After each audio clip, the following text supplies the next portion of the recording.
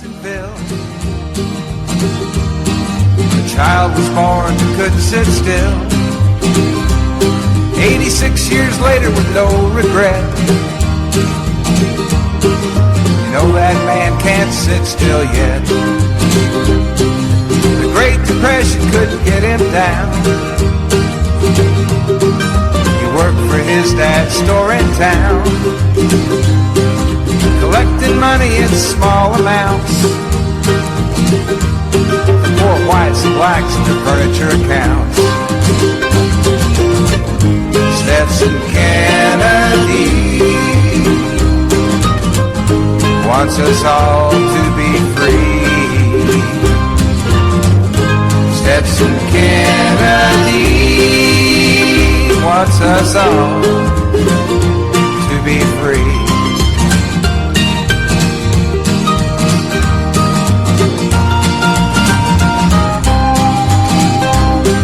As he'd collect, he'd talk to folks.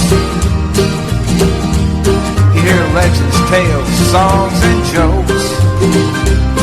Now this fine treasure he'd record and write. He was colorblind, didn't see black and white. Writer's project for the WPA. Zora Neale Hurston, he earned his pay. Crackers and blacks, they talk for hours. It was a barefoot history, this land of flowers. From WBR Radio, riding on the Boston Network, the week that was, on the March 2020. This is Boston Red in the Jerry Pippin broadcast booth. Been a very interesting week that we are giving a bit of a historic clip to, I suppose you'd call it, and a note about our production. The week that was recorded on Sunday, and the Monday morning quarterback will actually be recorded on Tuesday. So a little bit of a note, our production note. They are basically timely. The statistics that we give, such as polling, would be accurate to the date that we give it. We have Uncle Carl here. We bring him back. And the reason we are doing this presentation, last week we did not, and so this week we are. So we'll start out with some polling here, so we'll have somewhat of a milepost when I get it up. We can kind of look at it and do a little determining where the race is. There's not much so-called politics out here now. It's all COVID-19, basically. But that is still a part of the political lexicon. This is some real clear politics. And grab my glasses here. We have an ABC Washington Post poll out here that has the race basically in the margin of error. They have Joe Lunchbox Biden up by 2. This is DJ Trump versus Joe Lunchbox Biden. Biden at 49, DJ Trump at 47. And the Democratic nomination, don't hear much about it now. Biden up by 16, he's at 55. Bernie Sanders is at 39. And if we go to a Fox News poll, it was done over the weekend. Also, they have Biden up by 9, 49 to 40 over DJ Trump. And we go to Friday, the approval rating on Friday, that was the 27th, has DJ Trump at 49 to 47. That's from ABC, Washington Post. Fox News had him at 48, down 1 there. And let's see. The public approval of the COVID-19 handling by DJ Trump, 51% approved, 49% disapproved. That is from Fox News, and the Washington Post actually is a point higher. They have him at 52% for COVID-19 and disapproval at 45% so far. We're tracking that very, very closely to see where people are. And in the state of Michigan, a very, very important state there, It has Biden up by 3. I believe that's the margin of error. It is 44 and DJ Trump at 41. That will continue to be a battleground state there. And the Senate race, Peters versus James. Peters is up by 7. James is a Republican, and he's an African American. Now we go back to Wednesday, the 25th. This is YouGov poll here. Has Joe Biden way ahead of Bernie by 18 points, 57 to 39. The Reuters ISOP poll has Biden up by 19. Biden at 53, Bernie at 34. And has DJ Trump's approval rating at 45 and 52 disapprove. The Hill, a disgraced outliner, is at 50-50. The Morning Consult, that's the Políticos poll, has DJ Trump at 45, and the YouGov poll had him at 47. Direction of the country, wrong track. I've been quite able to get my head around this one at 20 points, and the wrong direction, right direction, wrong track, at 20, and the Morning Consult has the wrong track at 22. And we go to Reuters, ISOP poll is at 16, the wrong track.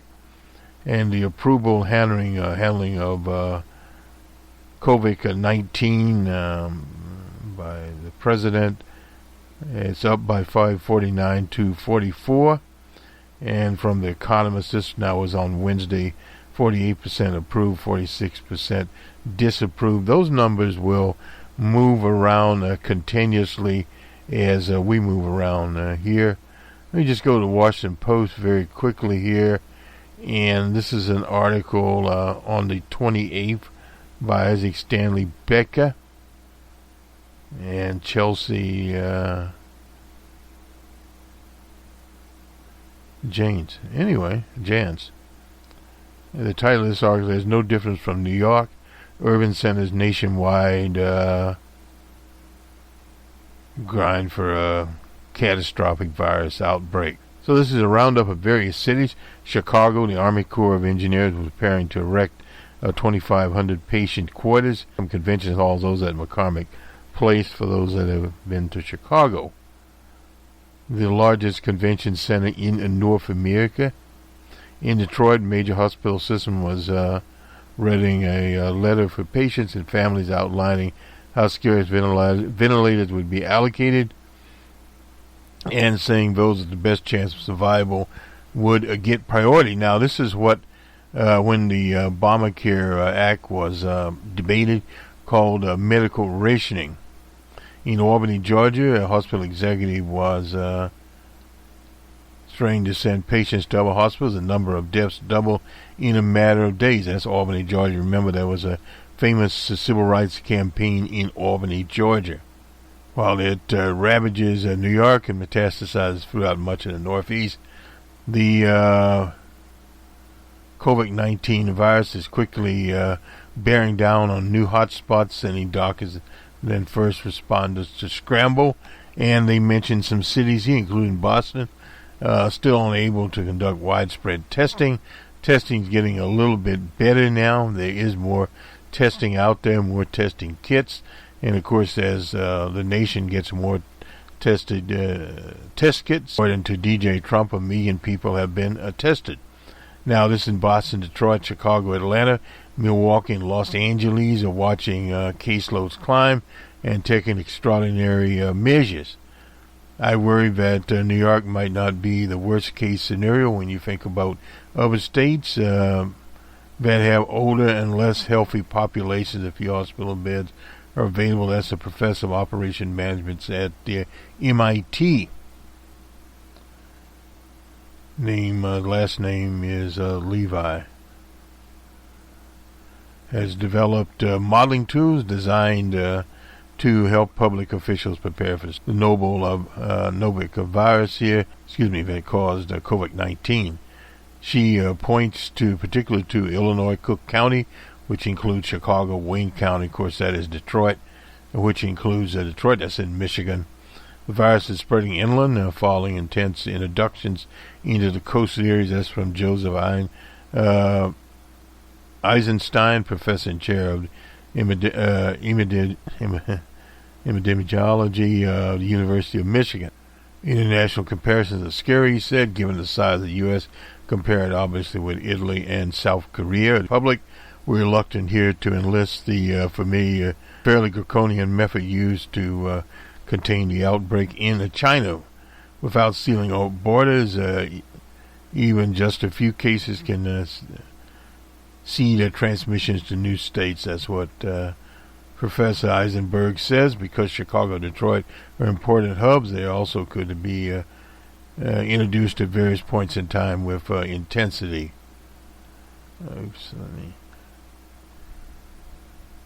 Now let's get to some the dangers already being felt on the ground, where rapid spread of the infection in major metropolitan centers is driving up in numbers in Illinois and Michigan.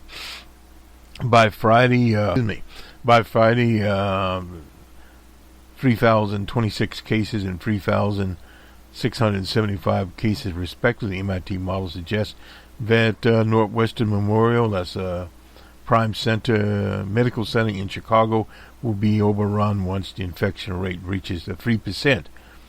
The figure reported in Italian cities as they begin testing more consistently, which is amongst the waiting do not resuscitate policy. For infected patients, would have about 1.5 patients per intensive care unit. And not like there's a wall around Chicago. That's Alice Erwardy, public health commissioner there in Chicago. I guess public health commissioner faced with data showing the virus could quickly engulf the city and its surrounding suburbs, which has about 2,000 cases. Officials already taking steps to provide massive care. Erwadi said emergency quarters are planned from a calming pace, would hold patients with low to moderate symptoms to take the pressure off of the city's medical centers. The federal management agencies already pledged $15 million to the Army Corps of Engineers for the project, according to representatives. So the Army Corps is involved there. The urgency is motivated in part by the uncertainty about federal resources. The city has placed requests to strategic national stockpiles. Those are being delivered in some cities. We are looking in every corner and found even vents that we have, but they very much are watching carefully. We will have enough vent technology to care for the patients. That's in Boston from Ann L. Prestripno, incident commander of the COVID-19 emergency.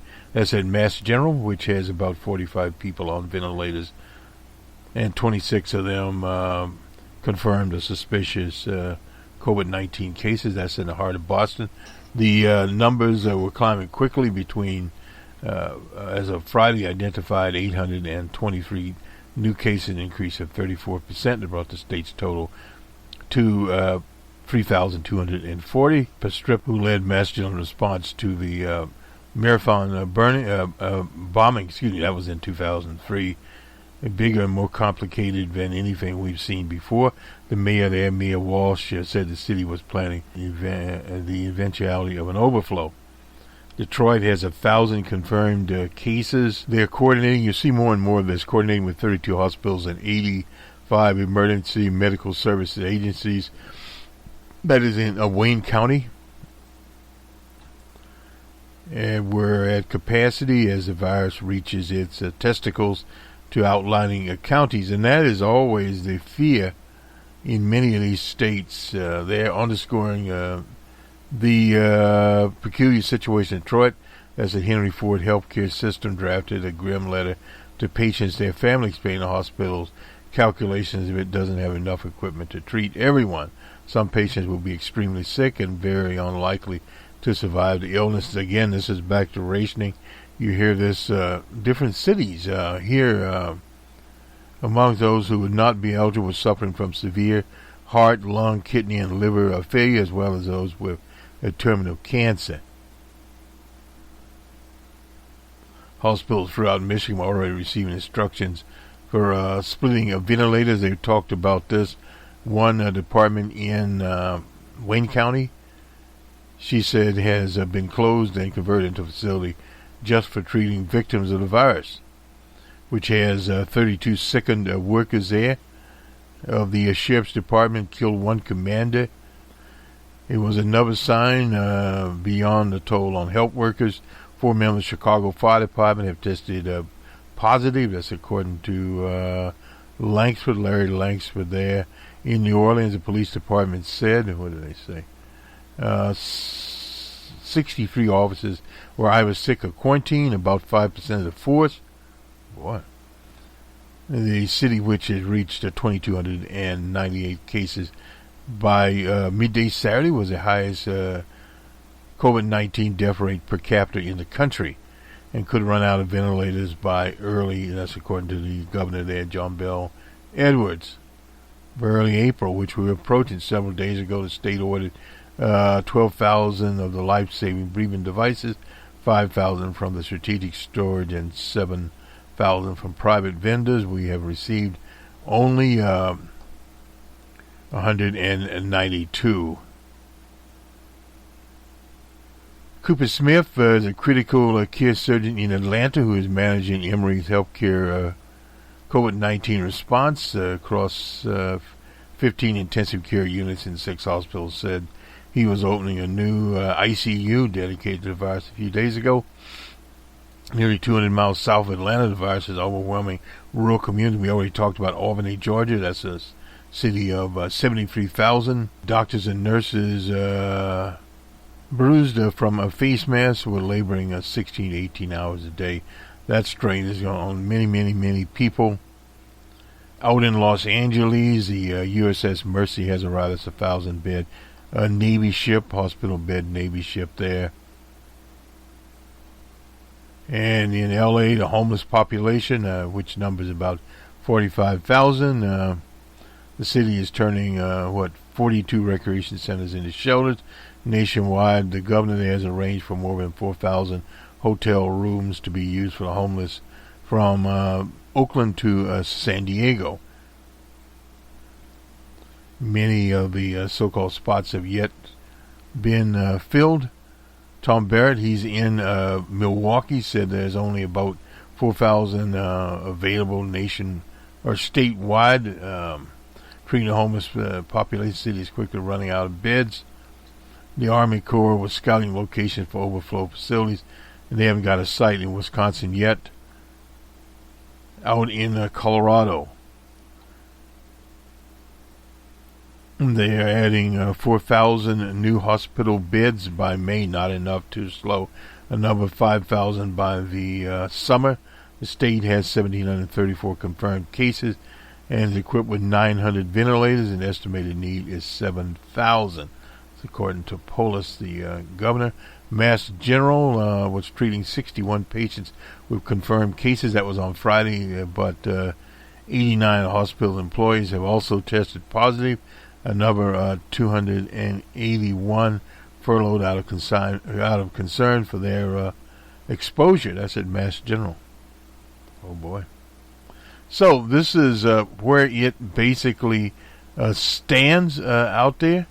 I think we'll go to Uncle Carl here, and this is this ABC poll we just went over. Shows a tightening race between the president and Joe Biden there, and like a challenge over the past months is the coronavirus pandemic moves across the country. Has moved what was a 7-point.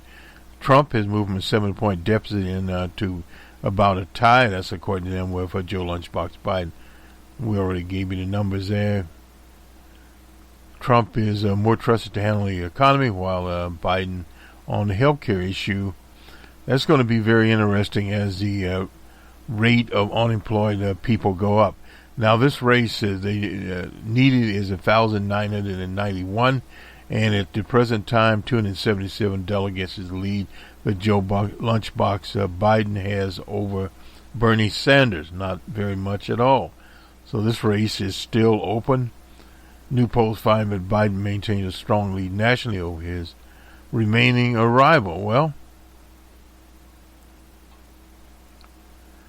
you're going to have some of that, but how much enthusiasm will be out in the race? In 2012, Willie Romney, now a senator, had a strong enthusiasm deficit of 25 points against Barack Obama, and in 2008, the late Senator John McCain was down by 33 points on enthusiasm against Barack Obama. In June of 2004, Brother John Kerry faced a 16-point gap on enthusiasm in his campaign to unseat G.W. Bush. They all managed to narrow that gap, Romney, McCain, but managed to lose the election there. Early in the year, the economy is one of the president's strongest assets on his re-election message, with growth for continuing to rise, stock market setting records. But this is before the COVID-19 virus. And of course, everything is now in a tailspin and going further there. The two likely general election candidates were tested against each other on 3 issues.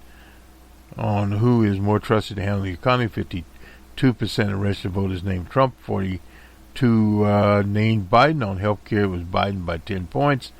When asked whom you trust to handle the COVID-19 outbreak, there was no statistical difference between the two. In February, the matchup between Trump and Biden, the vice president was ahead, 52-45. The president has gained some back from shifts in several groups, amongst them 10 points more support from self-identified Democrats, although he has support of 2% of this group in February. He's also gained 14 points among European women without college degrees and 16 points amongst rural voters, groups that helped buttress his electoral victory. That was in 2016. They talking DJ Trump here. And if November conforms to recent election, Democratic support for Trump is likely to shrink a bit from where it is today. The rise in support amongst European women without college degrees, if it holds, could be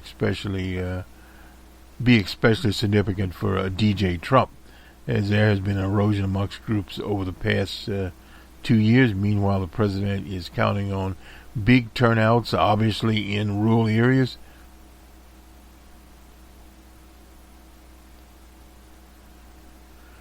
One issue facing Democrats is how quickly to and harmoniously the nomination contest, that's between Joe Biden and Bernie Sanders. Current 79% of support amongst, this is Biden amongst Sanders supporters, is not as high as the 84% support Clinton reached in November, that's according to ABC.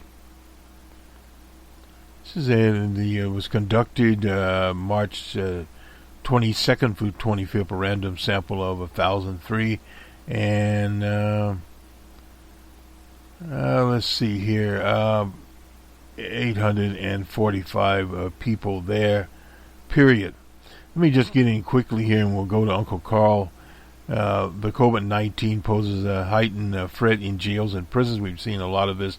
This is from Wire Magazine. On Monday, Kromerinsky drove to pick up a woman from prison. Kromerinsky is the project administrator for unlocking the GATE peer help mentoring program, which provides support for former incarcerated people during the first 72 hours of release.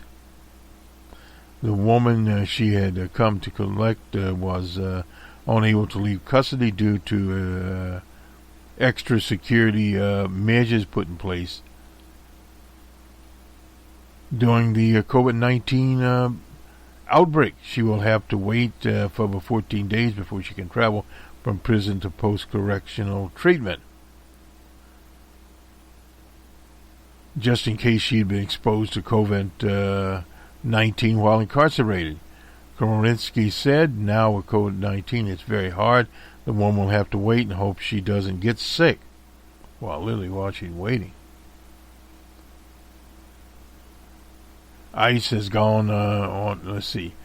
In New Jersey, people detained by ICE have gone on hunger strikes, demanding a release rather than stare down an outbreak of the virus.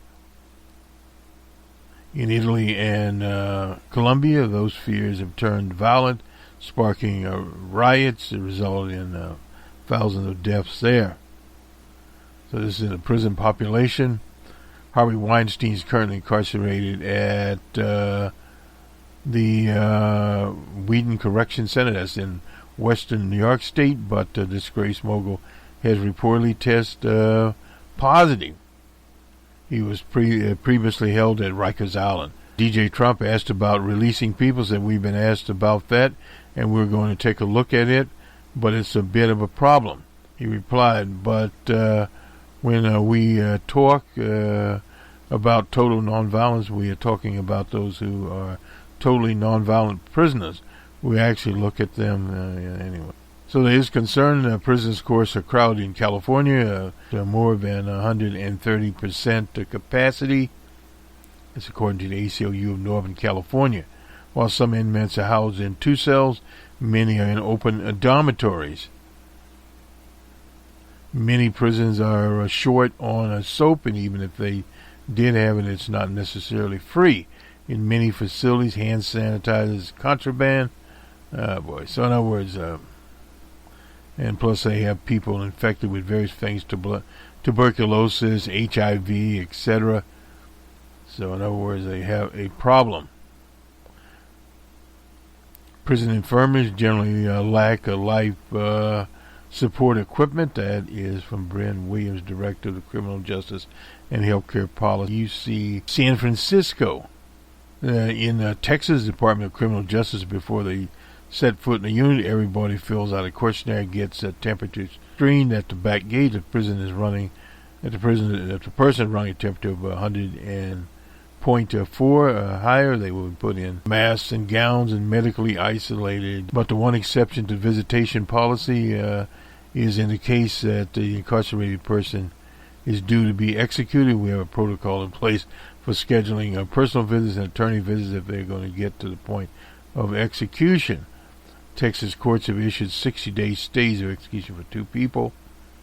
That is in Texas. So in other words, the prison system mimics, but is in a very bad position.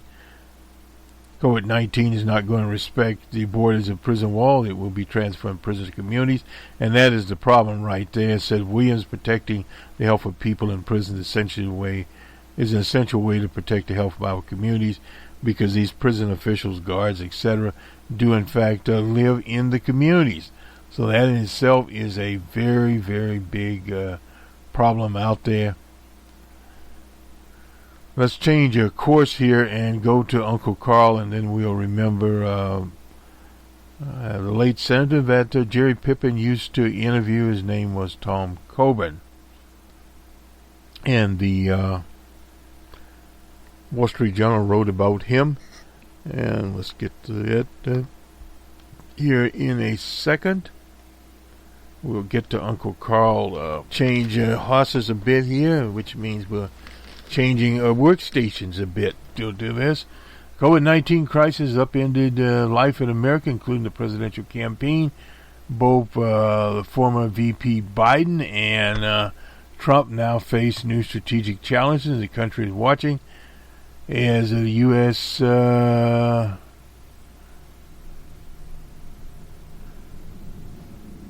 rightly turned from primaries to quarantines. Biden was naturally sidelined. His first move was to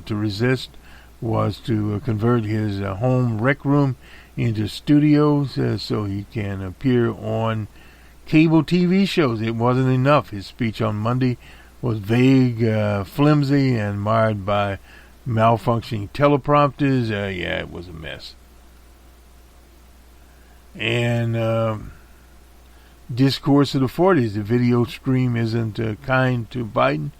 He is in adversarial relationship with teleprompter. And come on, man. Well, no doubt about that. It wasn't the best night he'd had. And Biden has yet to grasp as the presumptive nominee, party's leader. He mistakenly left the draft of his party's COVID-19 stimulus plan to Nancy and Chuck Schumer in Congress. Then he came up with demands only related to the COVID-19 virus, including same-day voter registration and mismatch of discretionary spending items and privileges for unions. Biden backed that bill and thus could take blame for its delayed cause. But since he didn't lead, he couldn't take credit for the compromise that emerged. By contrast, the 2008 financial crisis, then Senator Barack Obama stepped in and led, dictating his party's approach and knocking heads to get it.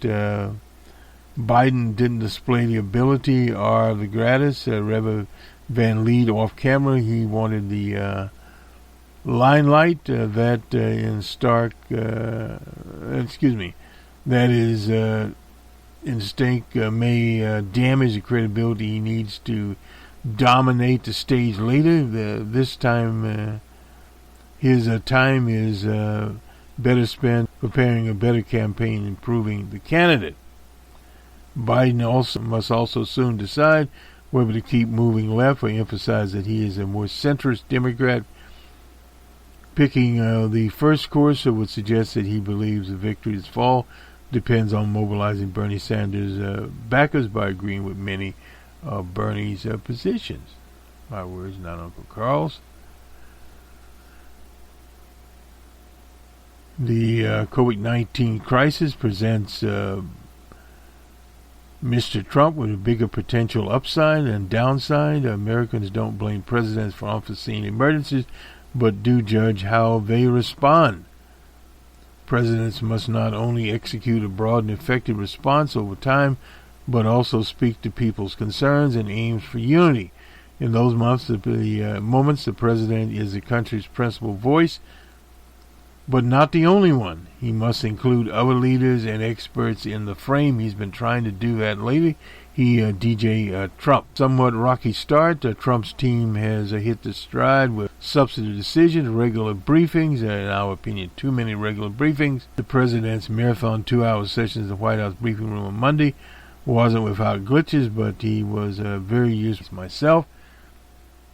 It has been an effort, but 23% of Americans approve and 54% disapprove of Trump's handling of the crisis. Those numbers flipped. On 19, 55 approving, 43 disapproving. By March 22nd, Gallup had the approving at 60%. Only time will tell if Trump sustains his trajectory. Tough decisions are ahead, especially balancing the need to shelter in place against the need to restart the economy. The president should have confidence in the stimulus efforts of economic relief and heed the course of medical professionals. If the pandemic isn't contained, the economy will effectively cave. Voters won't hold Trump responsible for the slowdown right now, but they will react negatively afterwards unless he strikes an optimistic tone and offers a robust package of measures to restore prosperity. Now, that is a very, very difficult situation, and it gets more difficult as we move along. There's no doubt about it. Move past this. Now, Tom Coburn, dead at 72. Jerry Pippen used to interview Tom Coburn. I think it was every Friday on his show, or every Monday, whatever show it was. He was a senator from that era of Oklahoma. He was known as Dr. No of the House of Representatives. He died from prostate cancer. He was 72. He was an obstetrician who served in the U.S. House of Representatives and Senate, where he became known as Dr. No. died on the 28th at his home in Tulsa. He was 72. Cause was complications from prostate cancer. Coburn had survived decades of health problems, including melanoma in his late 20s and a later bout of colon cancer. So he had all kinds of cancers running around there. Recurrent prostate cancer hastened his retirement from the Senate. That was in 2015, 5 years ago. That was the year Jerry Pippen died. 2 years before his second term, he later pledged to serve has expired. He had previously fulfilled the campaign promise to serve no more than 3 terms in the House, arguing that our founders saw public service and politics as a calling rather than a career. From Norm Ornstein, he's been around since the 80s. He's now at the American Enterprise Institute. Said that Dr. Coburn was known primarily for his unwavering commitment to social and fiscal conservatism, particularly his opposition to abortion rights, same-sex marriage, global warming science, and federal government expansion. Well, he lived long enough to see a little bit of it. Federal government expansion, that is. In other words, his pledge to elements of the Tea Party, with its contempt for Washington's establishment after the movement roared to life. That was in 2009. That was on the election of Barack Obama. Very interesting. Barack Obama held Senator Coburn in esteem. In fact, while he was a senator, before he ran for president, he actually drove down to Oklahoma, to Jerry Pippen's hometown, to visit Tom Coburn. Dr. Coburn saw himself as a contrarian who wore his intermittent unpopular badge as badge of honor, and when others tried to convince him that the party law trumped his core beliefs, I'm not a go-along-to-get-along guy. If I think something is wrong, once declared, he developed a reputation for righteous leadership on matters of congressional oversight, and even when it entailed confronting powerful forces in his own party. I see them make decisions every day that benefit their careers rather than the country. That's what he told 60 Minutes. That was in 2014. And what is sickening about Washington to me is about our future. It's not about politicians. We stitch things around where now it's about the politician and not the future of the country. Dr. Coburn, who once said he was aloof from the counterculture and he never ever heard of marijuana while attending the University of the Oklahoma State University in the late 60s, married his childhood sweetheart, soon a state beauty queen, and was a prosperous businessman and physician in Muskogee, a deacon in the Southern Baptist Church before running for the House. That was in 2004. That was in 1994. He plunged into the fray on Capitol Hill amidst the Republican Revolution. That was held by old Newt Gingrich, whose contract with America promised to slash the size of government. Viewed as an obstructionist even by some Republicans, Coburn considered himself a fiscal hawk at all costs, and amongst a federal deficit, the bulging federal deficit, and growing costs of entitlement programs, it is evil to spend your kids' money and spend away their future, he told the Washington Post. It is good to be frugal. This is good and evil, black and white. And at times, drafted on senior leaders of both parties with his denunciation of expensive pet projects. It was called earmarking at the time. The Republicans flirted with that. And, of course, when they got in power, they got rid of the earmarking. And and let's see, subsidies for ethanol produced in Iowa, tax breaks for oil and gas companies, some oil and gas state, and in the Senate, where he won an election to an open seat in 2004, he was notorious for his procedural objections, becoming one of the most prolific brain dashers of holes and unrelated amendments to fellow legislation, and you can't put a hole on something. Of Ted Stevens, used to be a senator from Alaska, one of his most veteran legislators in the chamber, when he objected to allocation of hundreds of millions of dollars for infrastructure projects in Alaska's wilderness, declaring the bridge to nowhere. He blocked Democratic efforts to fund food safety measures, scholarship grants, home health care for veterans, and aid for young victims of the Lord's Resistance Army that was in Uganda. Like the late William Proxmire, who was from Wisconsin, he attracted a national note for his Golden Fleece Awards, wasteful and often bizarre spending.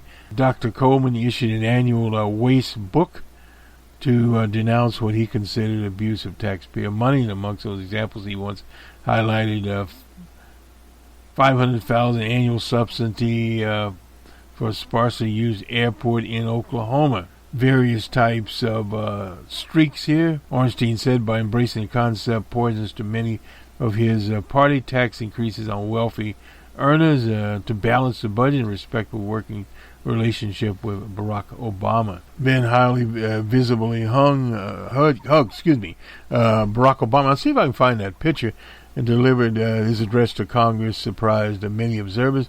Coleman said he really hit it off when they attended the Senate orientation together. That was one thing to remember. They worked with the future president on bills to increase government transparency. In 2006, they successfully co-sponsored an act to create a searchable central database recording recipients of billions of dollars in federal contracts and grants. He supported John McCain in 2008 election, but he felt a kinship with Obama and won that race because he stood by his principles in a city where not all politicians did. McCain, of course, died in 2018. I am adamantly against 80% of President Obama's policy, he told the Oklahoma newspaper, but he's an honest liberal. He said he was going to nationalize health care. He said he was going to do all those things, and he's doing it.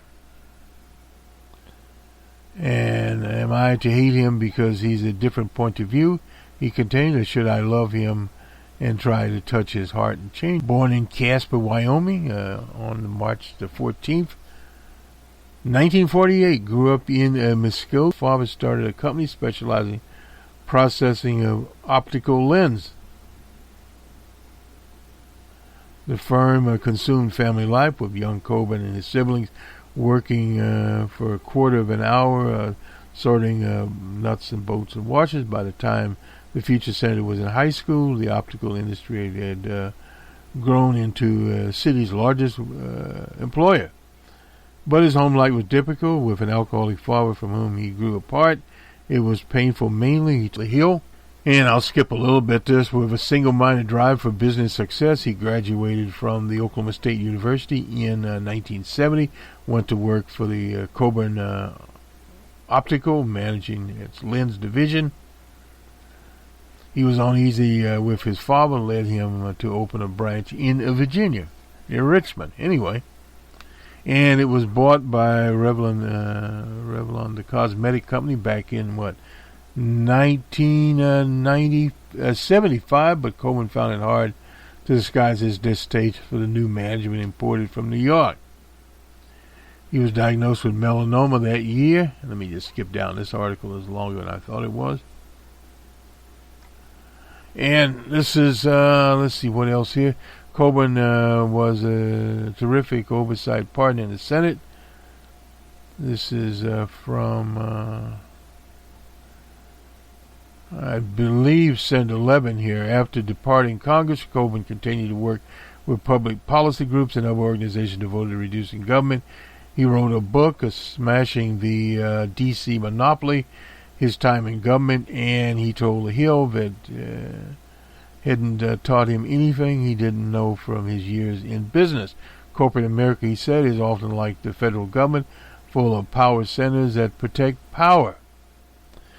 So that is their remembrance to the late Senator Tom Coburn. Incidentally, we'll have a remembrance to the Reverend Dr. Lowry, who was with, founded it with Dr. King, and he was in the Birmingham and various other struggles that took place over time. And we'll have that on the Monday morning quarterback. We'll integrate that in. And here's some words from the Reverend Dr. Laurie and of his speeches. He incidentally was 98 years old. This will do it for us. This was the week that was on the 29th of March 2020. Good day.